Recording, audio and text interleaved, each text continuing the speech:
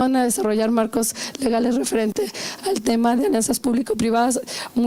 Algunas todavía tienen el viejo nombre, pero ya están sufriendo modificaciones del marco legal para el establecimiento o concesiones, para el marco legal para las concesiones en uno o tal rubro, y eran muy específicas, era concesiones en rubro 1 y 2.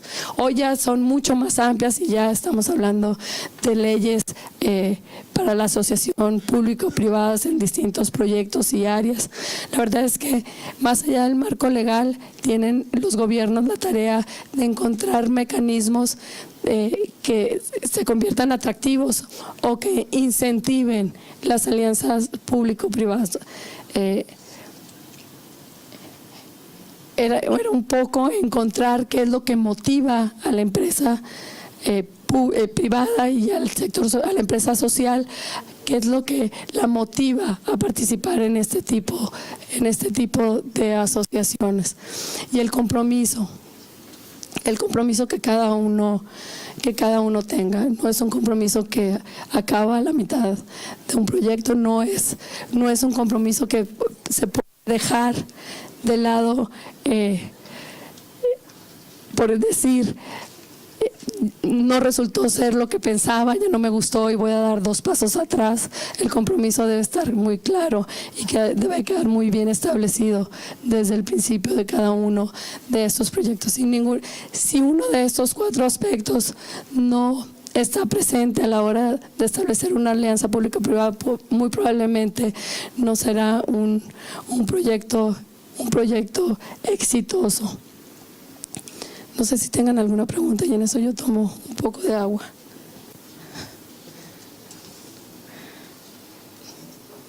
¿No tienen preguntas porque ha sido muy claro o no tienen preguntas? Tengo 5 minutos. Sí, por favor.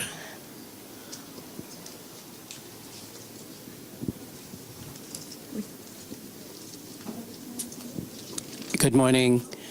Sorry, it's in English, so I know someone will translate to Spanish after. My name is Dave Kaulasa from the Caribbean Association of Industry and Commerce. Thank you for the presentation. I know you did not go in detail, but I'm very curious to find out, in your research with the private sector, you said some things that we know about the private sector, which is that they're only going to be interested when something actually happens. But were there any recommendations coming out of the study that would make the private sector interested, that we can attract the private sector to look at the area of disaster risk reduction, even when there is not a disaster? Because it is not going to be funding. The institutions and agencies will benefit from the funding, but not the companies, and they are not going to be interested without that. So I hope you understand and you can say the question.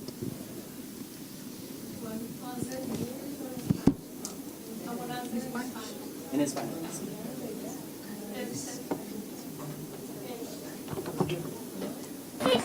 Ahí está. Hasta yo me escucho con este.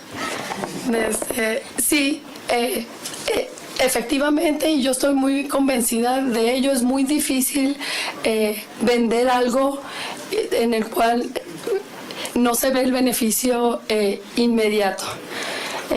La participación del sector privado en la respuesta a las emergencias es muy clara, y aparte también tienen una ganancia económica al hacerla. No solamente contribuyen a generar condiciones de certidumbre en la sociedad al tener una respuesta rápida y efectiva, pero aparte cobran por su participación.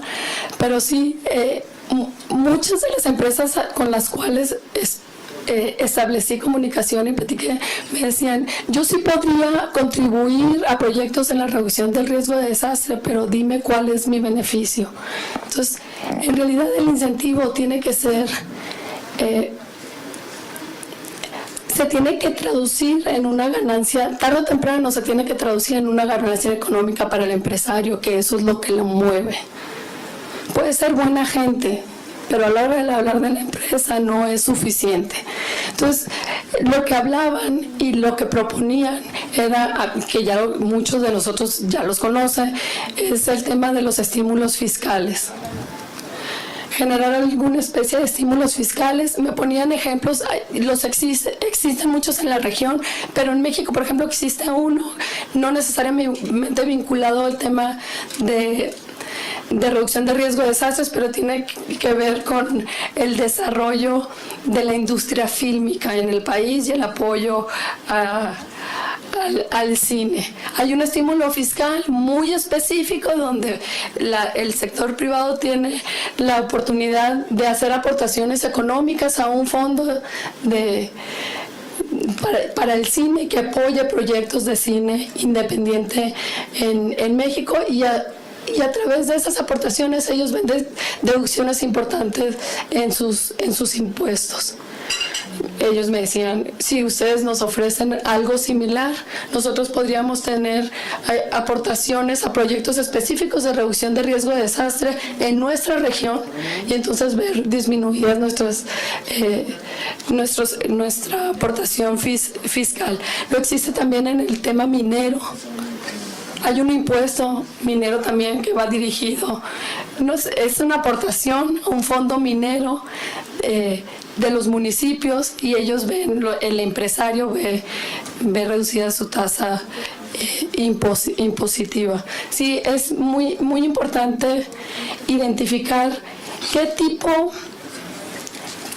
no solamente cuál sería el estímulo, que ese sería un ejemplo de ellos, pero qué tipo de proyectos son los que les interesa al sector privado. Y yo creo que ahí mucho tiene que ver el trabajo de la CAF, que es Corporación Andina Banco de Desarrollo de América Latina. Sí, es el Banco de Desarrollo. Banco de Desarrollo de América Latina.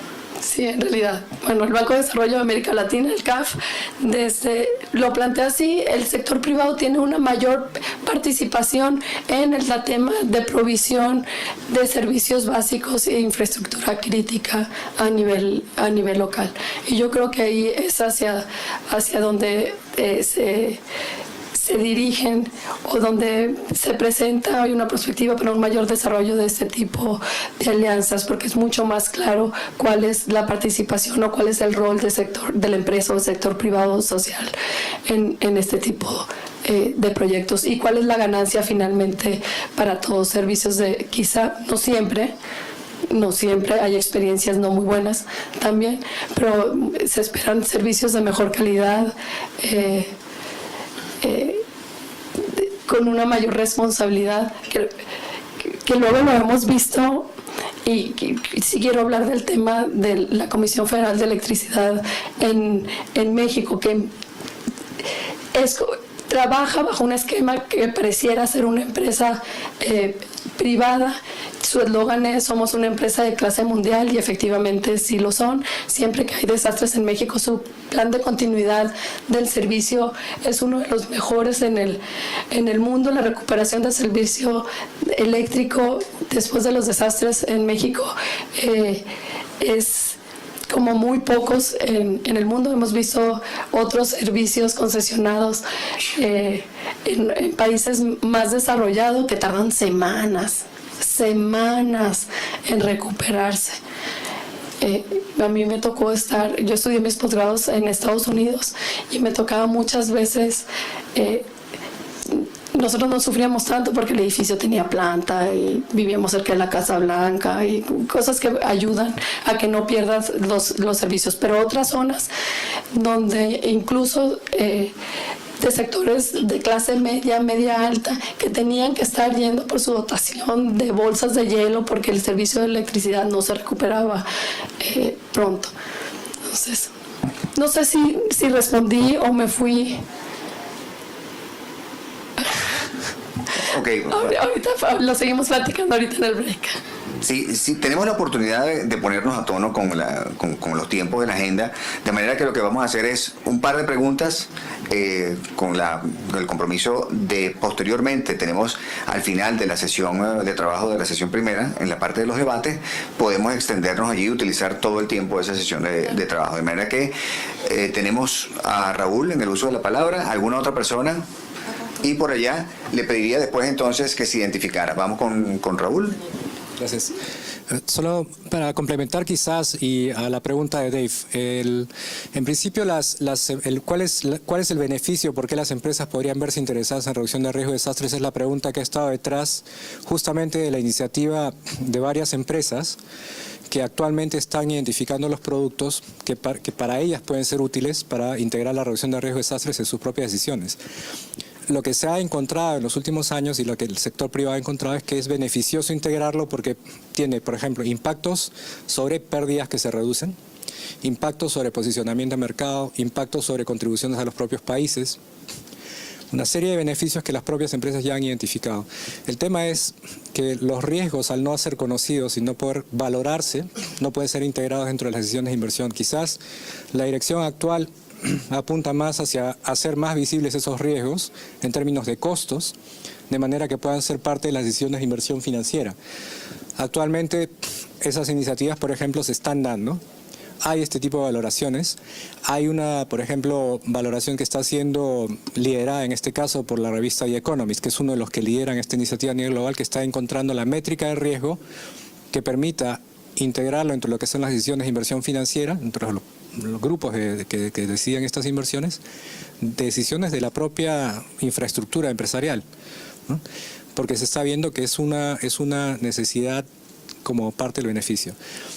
A lo que se quiere llegar finalmente es a tener una visibilidad y una concientización similar a la que existió en el caso, por ejemplo, de producción que es amigable con el medio ambiente, que actualmente en el medio empresarial es muy difundido, se adaptan los procesos de producción a eso, porque tiene un impacto, un reconocimiento tanto de la gente como también un reconocimiento empresarial de que eso es un beneficio.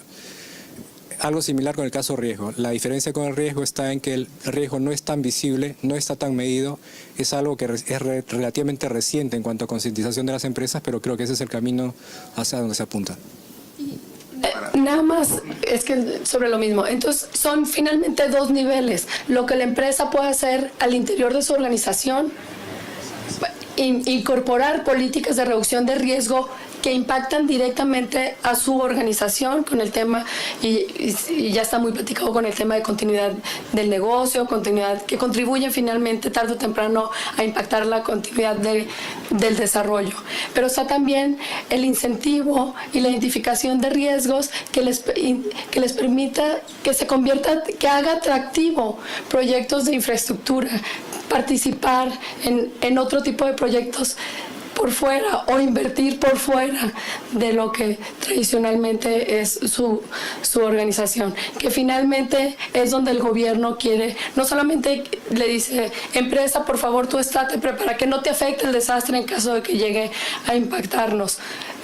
Empresa también colabora y contribuye a proyectos de reducción de infraestructura, de reducción de riesgo de desastres, y es ahí donde se deben de generar estas formas creativas para incentivar la inversión.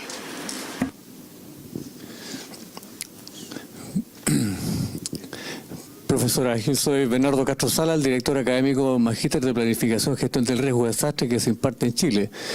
En Sendai, el principio número 1 señala justamente que es responsabilidad del Estado. En su planteamiento, en las aportaciones sobre la alianza público-privada, aparece tanto el sector privado como la sociedad civil aportando, entre otras cosas, capacidades. ¿Por qué en el cuadro no aparece el aporte de capacidades del Estado en el ámbito público?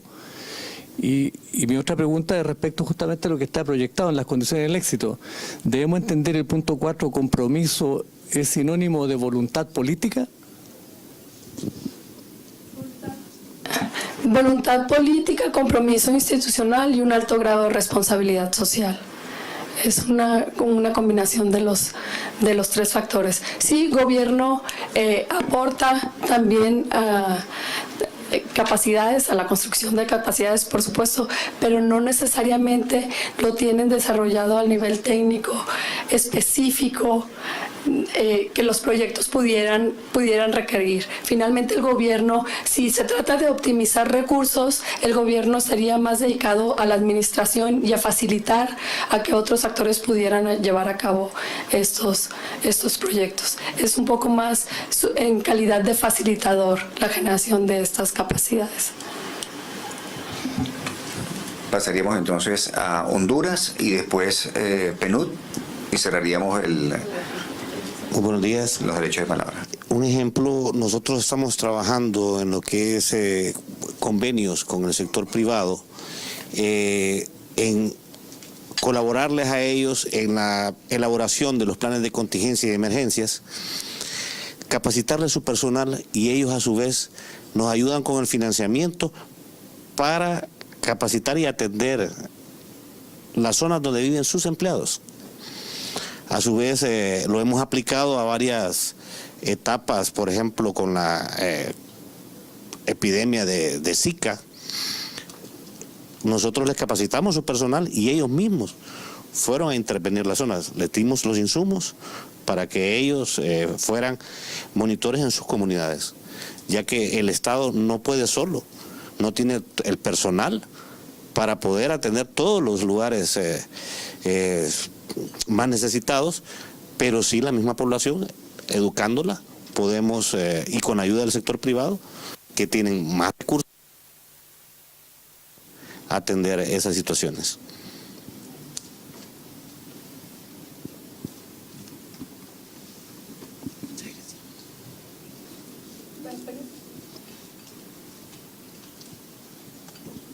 Sí, efectivamente, voy a hablar con mi otro sombrero como representante de PNUD y más en el marco de tema de gobernabilidad democrática. Pues, comparto con mucha franqueza un poquito de preocupación cómo se presentaron los roles de los sectores. O sea, dicen gobierno, sociedad civil, sector privado, o sea, en un plano de igualdad, donde son actores preocupados o compartiendo por una problemática. Y sinceramente no. Digo, si hablamos en un sistema democrático donde hay un Estado de Derecho, o sea, es la institucionalidad del Estado la que es responsable desde la seguridad, la protección y también las vías, o sea, modelos y vías de desarrollo de su ciudadanía. Eso implica, o sea, vi que decía, objetivo política pública, sí, que se traduce, implica lo que es la legislación, es la institucionalidad, es las estrategias, son planes nacionales y subnacionales, etcétera, a los cuales los demás sectores de una ciudadanía, en función de lo que tienen un rol, ¿no? Y sí, la sociedad civil, sin duda, y sí el sector privado, que generalmente lo vemos como un actor económico, y lo que pretendemos es que amplíe sus fronteras y no solamente ser un actor económico, sino también un actor social, cultural, para su beneficio. Me parece muy bien, si no la empresa privada no lo va a hacer, pero particularmente también como un actor que comparte un territorio en los cuales se dan esas problemáticas. A mí me gustó mucho el planteamiento que hacías esta mañana, que decía, bueno, alianza implican especialización, implican servicios, implican incluso servicios críticos que de repente el sector público no puede ofrecer. Entonces lo ofrece el privado. Está muy bien, y se le compra y se les paga y es adicional y es complementario. Pero digo, no es lo mismo poner un gobierno, una sociedad civil, porque después, como bien decía, la responsabilidad cae en el Estado y en el gobierno que ha sido electo, por eso digo, por la ciudadanía, que no es el caso del sector privado y la sociedad civil, ¿no? Okay. Nada más porque ya fue lo inmediato. Sí, es a lo que me refería con que la responsabilidad no es transferible. Puedes generar tú la alianza, pero finalmente el gobierno no puede transferir su liderazgo en el tema, su institucionalidad y su responsabilidad en la materia. Eso es... Un rol en lo que estoy diciendo, no solamente la responsabilidad. Ajá.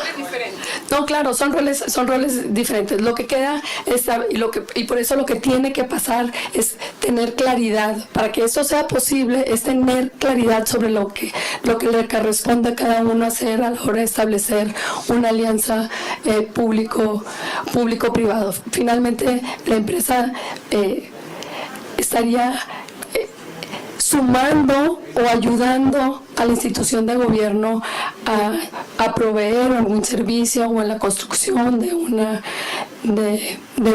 obra, o siendo concesionario de esa, que es como conocemos las carreteras, pero finalmente la política, el tema de que las carreteras funcionen, el tema es un tema sigue siendo un tema y una responsabilidad de los gobiernos. En eso sí estoy, a lo mejor y no fui muy clara al presentarlo gráficamente, pero sí, totalmente de acuerdo. El rol no se pierde, en todo caso nada más identifica el gobierno las áreas en donde necesita esta complementariedad de la cual se habló hoy en la mañana para poder trabajar sobre alianzas público-privadas. Hay muchos ejercicios y experiencias exitosas sobre cómo se pueden generar alianza público-privado de manera, y tú lo dijiste tú mismo, esto va al incentivo porque finalmente les beneficiaba a ellos, porque podían ellos replicarlo en sus comunidades en donde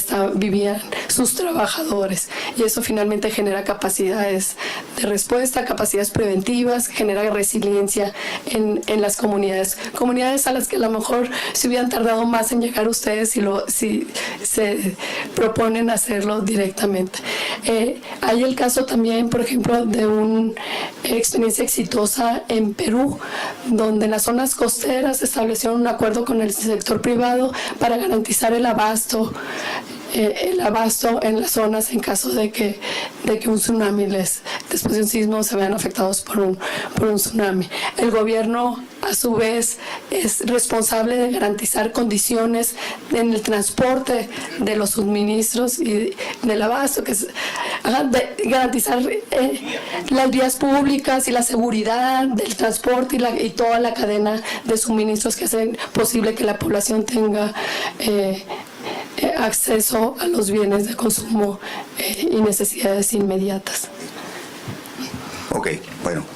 Muchas gracias, Ana Lucía, y sobre todo por el esfuerzo en hacerle de voz para hacer la presentación.